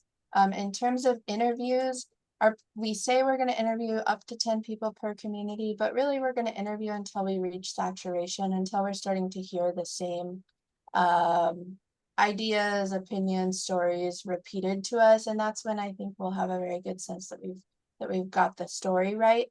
And that's pretty common, I'd say, of qualitative research that involves focus groups and interviews and that sort of thing. It's different than, a randomized controlled trial where you're testing a new drug or something like that. And then you do need to do power analysis and that sort of stuff for statistical power. I think you had another part of your question that I maybe missed. No, I'm sorry. Maybe it's not relevant necessarily to your group, but I guess it's interesting. So then if I'm hearing correctly, there's not a quantitative threshold that you're reaching. There's not a population size that you're trying to, reach within a margin of error, quite like other statistical reviews. So I guess so what would that line be? Would you have to hear 5 common stories, 3 common stories, 20? I guess I'm trying to understand that a little bit more on the methodology. Yeah, I mean, I don't mean to be like, there's no number, but there's really not a number. So as we receive, as we embark on these interviews and these focus groups, we'll continue to review the data as it comes in and do qualitative coding on that data to look for common themes. As we collect additional interview data, we'll probably recode those themes, but really we're looking for where these stories start to emerge from the data where we've heard, from multiple people that XYZ is very different than typical quantitative research. So I totally get the question. Thank you. Yeah. And then Jack, I see your hand up. And then I do also want to make sure that we're hearing from other folks as well. So Jack's looking at time. So if you want to keep your question generally short, then we can give folks time as well. Well, I am really anxious to hear from some of the other folks here. I would really like to know how the community members feel about the presentation we just received. And this is no reflection on Madison or Austin at all. It's they've been retained to perform this study as called for, I guess, by CARB. But I'm trying to understand if anybody sees what value this collecting this information would be bringing to the Portside community members, as opposed to having a really good look at an analysis of overall emissions over a time period. Have they reduced? Is the quality of life getting better? The important things that I think we were all supposed to be focused on when this began 5 years ago. So I'm really confused, and I hope I'm making this comment for both of you, Austin and Madison, for both of you two, because I think I think you really need to be able to demonstrate that this project you're going to be working on will bring some great benefit, or what benefit that it will bring to the members of the community. Now, maybe everybody else in the community feels differently. I'd love to hear from them right now. So I'm going to be quiet and let them talk. I see a thumbs up from someone, but I'm not sure. Sylvia. Yes, Christian. I kind of agree with you, Jack. As a community member of National City, that was my few questions similar to yours in regards to how could this type of research be effective for our purpose in this committee. In the last few months or last year or so, I have participated in different discussions in regards to how AB617 has helped, or other information that could be beneficial in some way. I see this opportunity. No offense, Madison, Christian, you guys did a great job in presenting this, but there have been other opportunities similar to this. So for me, as a participant on many of them, it's kind of like a recap, the same thing all over again. So I don't know exactly how different this could be. I like how Jack put up what are the factors that are related to the main purpose of this CSC. How does it have I can't even talk to it. I'm sorry. It's been a long day. Yeah, no worries, But I no worries. understand what Jack is saying, and I do agree with him in regards to how could it be helpful of this research also in regards to our mission of reducing the quality. In regards to the community members, me as a community member, it has been a great effort in various areas, especially the leadership part. I used to be in Environmental Health Coalition, and that was a big part of me coming back into that leadership role in regards to volunteering or doing something different besides business, because I come from a business sector. Similar, but not the same. So I open up more on a community member a perspective that it could be very, very different from a business sector. I'm not sure if I got myself through, but that was one of the main things that was, I had the same question. Am I open for this again? It's another alternative. So maybe Madison or Austin could tell us a little bit more about what different from other opportunities. Yeah, absolutely. I think I want to like also speak to a concern I think both of you expressed, which is like the utility and usefulness of this research to the community, since other studies have already been done. I think that's exactly the kind of questions we want to discuss, maybe in future meetings or over email, because we do really want to make sure that this study is actually useful. I know Jackie mentioned some questions around maybe like emissions analysis or quality of life improvements. Maybe we could discuss those further, how we can help with that. I know Sylvia expressed really that like, you know, there's already been a lot of opportunities for community members to talk about these things. So maybe we could also discuss like what kinds of questions or what kinds of things we could focus on to make sure that we're not just, you know, doing the exact same interviews, asking the exact same questions that you've already participated in, Sylvia. I'm sure others here have as well. Thank you both for that. That is like something we're very aware of. Maddie, if you want to add anything else to that as well. Yes, and don't get me wrong. I mean, these have been great opportunities. On my point of view, the last one I just had was maybe about 2 or 3 weeks ago, and I did kind of like a recap all the way to 2019, 2018 when I started, and remembering how we started, the challenges we had, so much that it was a total view of how far we've come.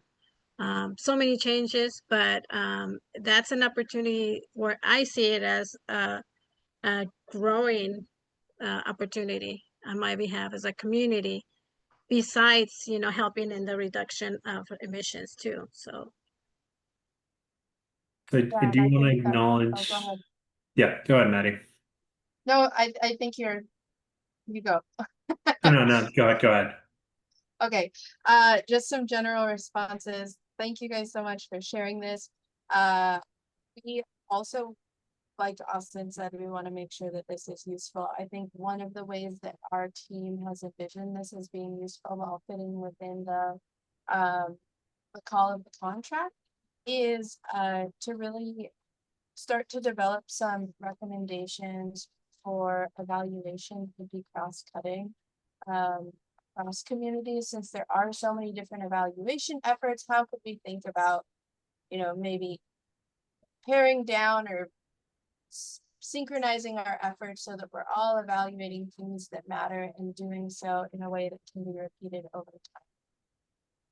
So we do progress over time, and sharing lessons across communities that are maybe at different phases in their AB617 or air quality improvement efforts, and then bringing those recommendations directly to CARB as they think about the future of the AB617 program, or potentially other programs that are relevant to air quality concerns, particularly in communities like the Portside community with environmental justice issues and things like that. But we would love to sort of continue this conversation. I know we're very short on time, so Christian, thank you. Yeah, I think, if that's, and it seems, I think I saw Sylvia respond via chat as well, that I think the questions that we see on screen, I don't think we'll have time right now. We're really short on time, but I think these questions will send over as a follow-up for folks, because I think getting everyone's thoughts, I think Jackie had some great input there, and Sylvia as well.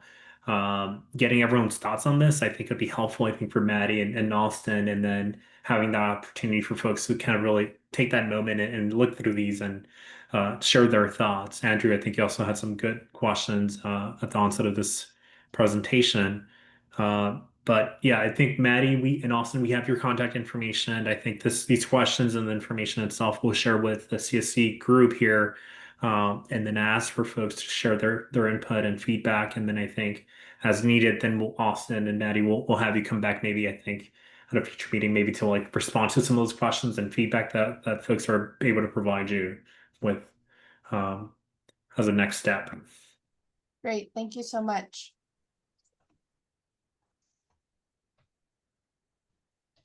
So with that, I do want to do a little bit of housekeeping from the start of our meeting. I think folks should be able to see my screen. So we did talk about getting approval for the agenda. As Brisa noted, we did hit quorum about 30 minutes into the meeting itself. So I do want to bring this item back up on screen.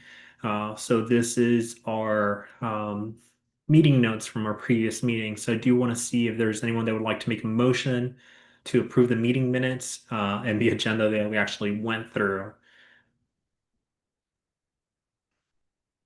I'll take first motion. This is Sylvia Calzada. Sylvia, first, and is there a second? Sayetsi Carrillo was second. Sayetsi is a second. So we'll move, see if there's any discussion. And if there's not, then we'll move to a vote. So all those in favor say aye. Aye. Aye. All those opposed say nay. The ayes have it. So that's the approval of our previous meeting notes and agenda for this meeting. So I'm going to go back to our screen real quick. Some next steps and reminders. So the first thing is at our upcoming meeting in September 23rd. That will be a virtual meeting.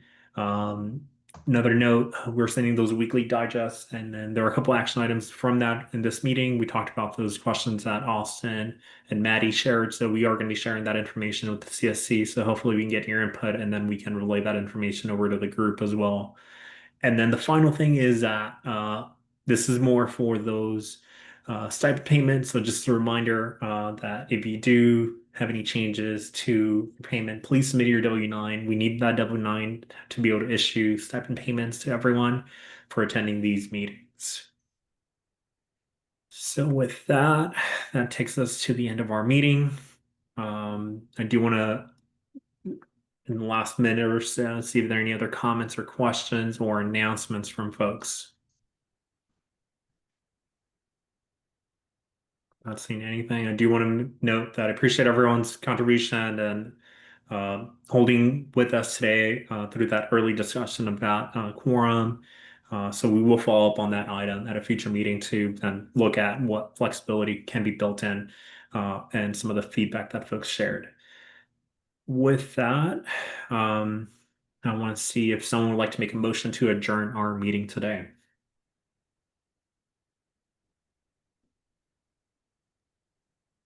Adjourn. This is Sylvia. Have a great day, everyone. First. And then do we have a second? This is Andrew. I'll second that. We have Andrew as a second. So all those in favor say aye. Aye. Aye. All those opposed say nay. The ayes have it. So with that, we will wrap up today's meeting. Thank you, everyone. Long conversation, a lot of topics. So we will be following up with folks with some of those questions and additional materials. Thank you, everyone. Have a good night. Thank you. Good night.